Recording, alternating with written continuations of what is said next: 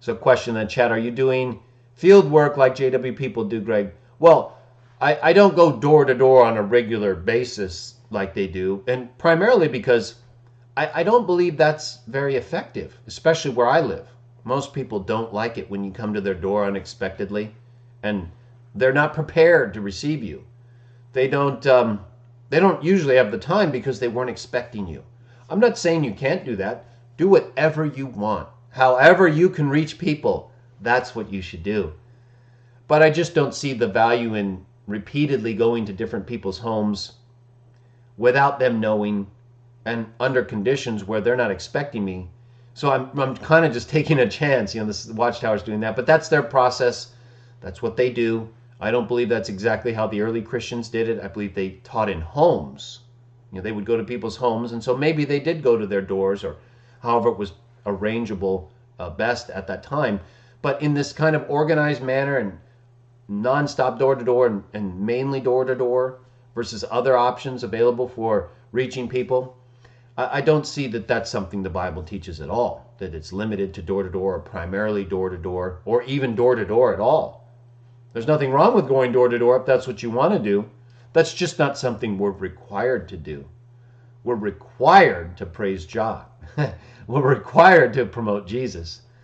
And we're required to treat others the way we want to be treated.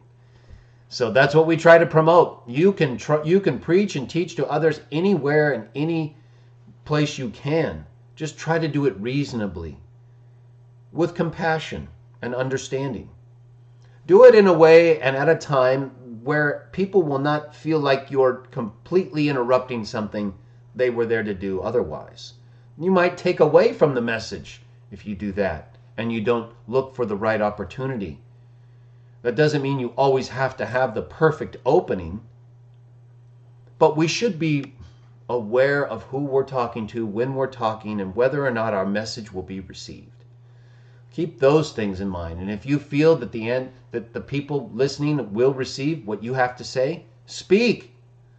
Tell them what you have to say and what Jah is putting in your heart and mind.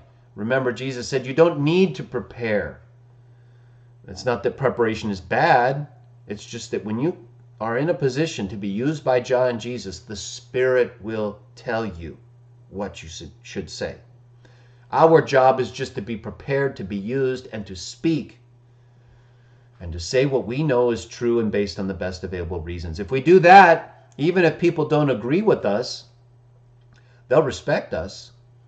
And even if they don't respect us, we're here to praise Jah. Jesus was not always respected when he did that. So we should not expect it always to be done to us. Keep his example in mind. He's our writing sample. And while we can't match him perfectly, we can do a good job by tracing his letters. And if we forget, go back to the sample, practice some more.